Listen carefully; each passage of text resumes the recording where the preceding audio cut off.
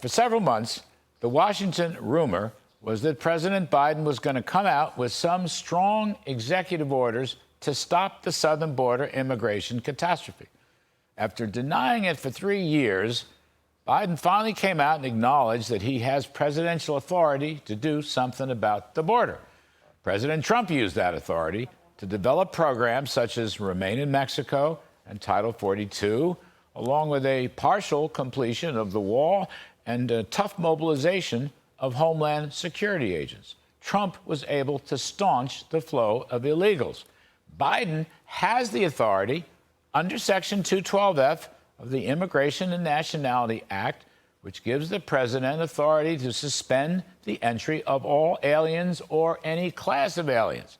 Also, there's the Illegal Immigration Reform and Immigrant Responsibility Act. That was in 1996, which added Section 287G to the Nationality Act, the gist of which gives ICE, working with local law enforcement partners, the power to identify and remove incarcerated criminal non-citizens.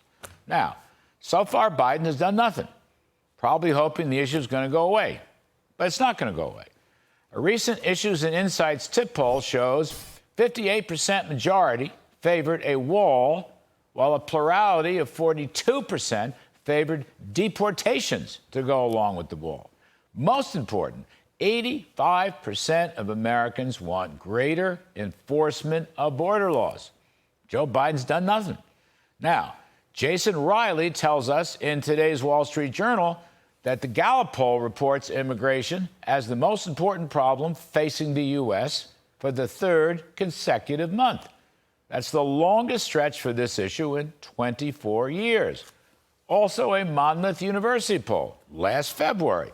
It reported 53% of Americans want a wall constructed along the southern border. That's the first time that the number has surpassed 50%. Even when Mr. Trump was president, the number was a slightly lower 44%. Now, some history from Jason Riley. How Earl Warren, then the governor of California, who was the Greg Abbott of his day, according to Jason Riley, how Warren pushed President Eisenhower to launch Operation Wetback to stop the invasion of illegals, which was imposing a massive welfare burden on his state. In mid-1954, June of 54, within 6 weeks, more than 1 million Mexican nationals in California and Texas had been rounded up and forcibly deported. 2 years later, Ike was re-elected in a landslide. And let me add that President Trump, running for re-election, is looking to emulate what Earl Warren and Dwight Eisenhower did with respect to deporting illegals and certainly criminals. Now, in a congressional hearing today, Budget Chairman Jody Arrington estimated the cost of the Biden illegal invasion to be $150 billion for things like health care, education, and criminal justice. I'm sure that's a low ball because there's almost no telling how high the cost of criminality and violence around the country, and especially in the blue state sanctuary cities. New York City, for example, estimated a $12 billion cost, but that was last summer, nearly a year ago. You can be sure the current estimate is a lot higher.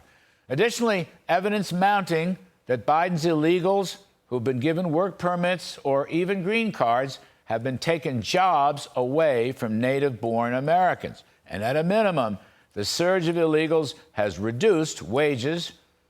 Now, at the recent campus riots, the spotlight has temporarily moved away from the open border crisis.